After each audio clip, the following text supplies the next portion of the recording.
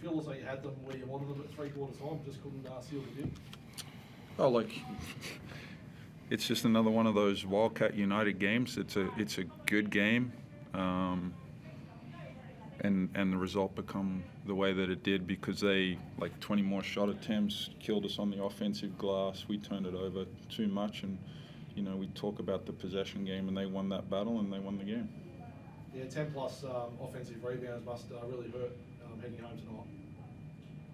Yeah, like just getting beaten on the glass in like key moments, and just that's disappointing because that's something that we talk about all the time, and they just beat us in the possession game fairly and squarely right there.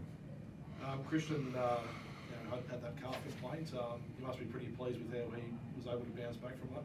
Yeah, he's crucial to our team and the way we play. So him to be able to get back out on the floor, that was Now, if you get to know him, you would be more surprised if he didn't come back out on the floor.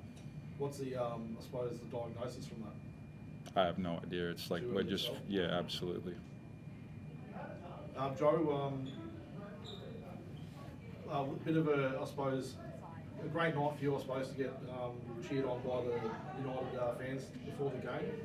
But obviously, to walk away with a loss, you must be pretty disappointed. Yes. How much does it hurt to lose a game like that to United, where you probably had them where you wanted them? Very much. JR, does that deficit and I guess inability to get the O boards or crush the O boards in those key moments come down to effort, determination, hustle, or is it more sort of method? Oh, it's a combination of all of them. When you give up, like I think we gave up 18, but at the end of the day they got them. So all of those things that you mentioned, we didn't do at a good enough level. Joe, well, obviously a bit angry about the reactions. Disappointed, not angry. Can you just go through your one-on-one matchup with Jesse? You're a bit disappointed with how that panned out for yourself personally, or? I think you've known me long enough to know that I don't care about matchups. I came here to win, and we lost, so I'm disappointed. I'm not angry. I'm disappointed because I came here wanting to win, and we didn't win. Joe, what do you feel you guys sort of need to tidy up heading into this fever break now? Rebounding.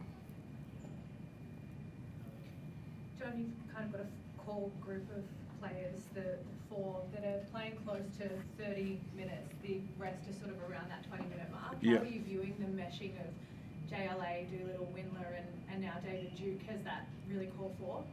Yeah, I think going into the game we'd won 4 of our last 5, and we played the number 1 team, and it was a 2-point game with 1:45 to go.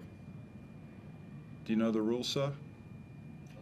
1:45 to 1:41. How many seconds is that? If there's 1:45 on the clock and there's 1:41 on the clock, how many seconds is that?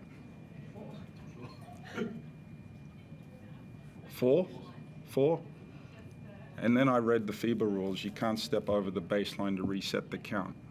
There was a really crucial play. Last 2 times I've been into this building, it'd be nice to get a call go our way at some stage. The referee seemed to put the whistle away a bit for most of the night tonight. That's fine. The head, just separate to that, in general, are you okay with that? I got to look at the film and so forth on that before I can, give you a honest evaluation. But in key moments, they deserve to win.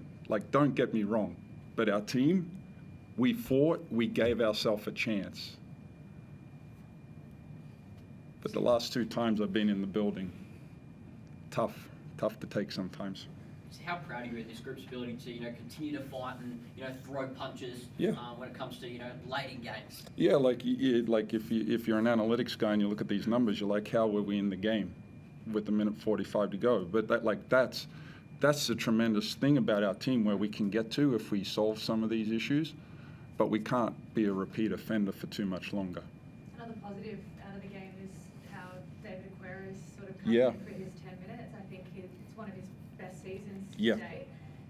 How proud are you of what he's putting out there at the moment? How critical, you speak about Doolittle being critical, how critical is David Yeah, like I guess going back to your original thing, you can talk about the 4 guys and playing a lot of minutes, but then everyone else has to play at a high level as well. And like David, his season and like probably his last month has been exceptional. He's been around us now. This is his 3rd year, so I think there's a level of comfort.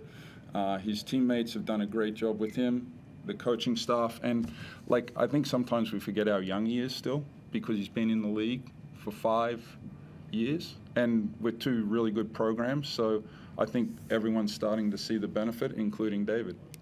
Lastly, just from me, around the rotations, you seem to have sort of tightened it a bit. Dante Nance isn't in the rotation at the moment. Jaren's out.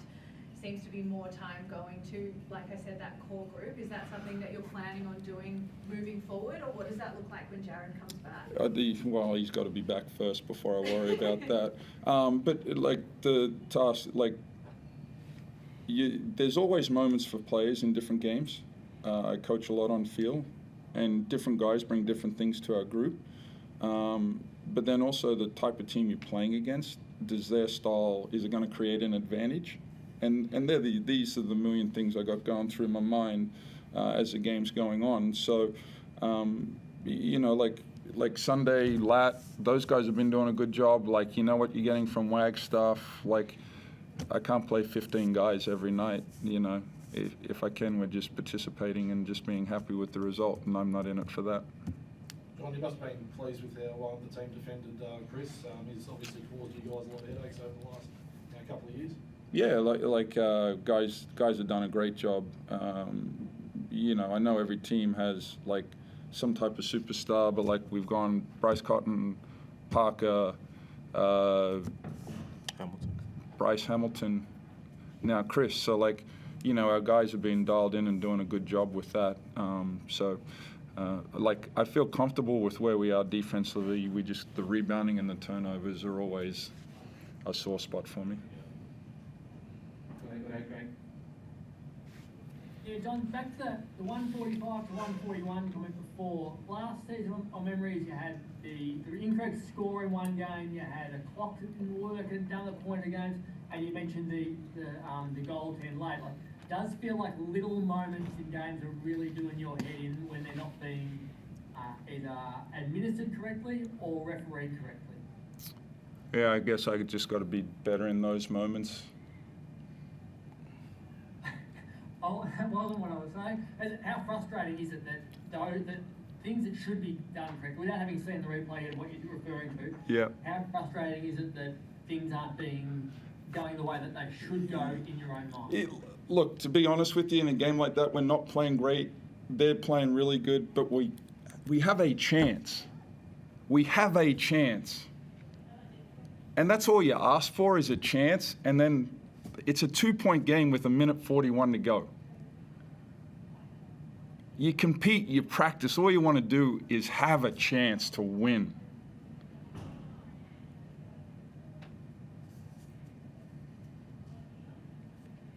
Thank you. Joe, go ahead, Max. Joe, what did you learn most about the group tonight from your perspective? We need to be better. Thank you. Yeah.